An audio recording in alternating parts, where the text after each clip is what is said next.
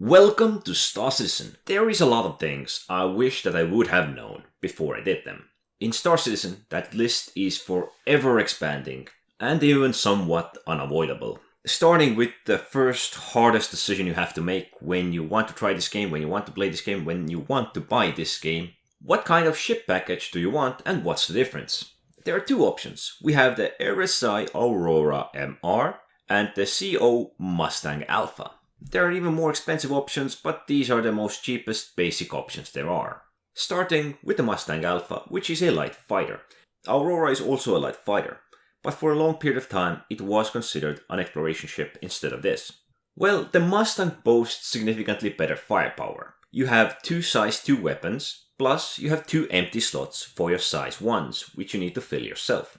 The ship itself only has a cockpit, there is no interior where you can walk around. You can somewhat access the cargo bay, you can open it, but there isn't anything you can really do with it. The ship has no rockets or no inventory, so everything you can bring to the ship you must carry on you at all times.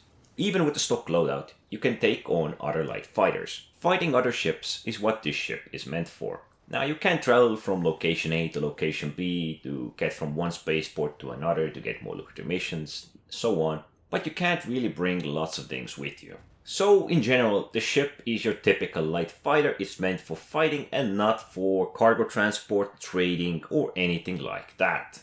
You can still do a bunker mission, go to the location, kill everybody there, but you can't really bring the loot with you if you really want to.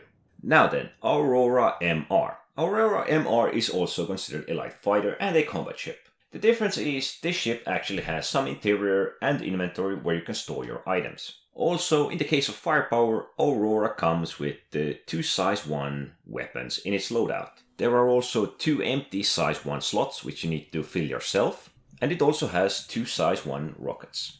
The flexibility of having an inventory and the interior of a ship gives you a bit more options. You can go looting and store things on your ship. You can do certain transport missions where you need to pick up boxes, and this ship has the space to store those boxes, while the Mustang is lacking it. Now the ship also has a bed in case you want to log out in the middle of the space, so this ship gives you a bit more flexibility. It's just not a transport, it's just not a fighter. You can do many things with it. You can go looting, you can log off in it. There are more options with this ship. While the Mustang Alpha is a dedicated fighter and doesn't really support the cargo or perhaps even somewhat exploration aspects of this game.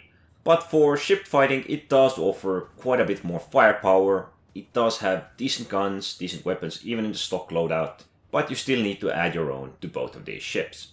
They also have minor differences in sizes, in health pools, in turn rates, in maximum speeds and the fuel they carry.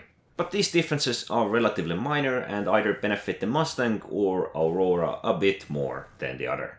They're both great ships to start out with. I prefer the Aurora because I like the flexibility to do as many different aspects as I can. It doesn't mean that the Mustang Alpha is bad, but it's just on a rather narrow path. You can do some mercenary work, you can do some bounty hunting work, but you're pretty much limited to ship fighting. You can't do cargo, you can't do hauling, you can't do looting. That is why from these two I would suggest Aurora.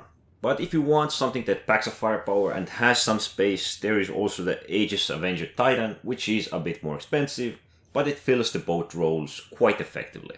This is one of those things I wish I would have known. The difference between these two ships, their aspects, their strengths, their weaknesses, what they are meant for, what they have, what is the space, what is their cargo, what they are. So this was kind of a basic overview of both of these ships. And one of those things that players want to know before they really get into the game. Anyways, thanks for watching.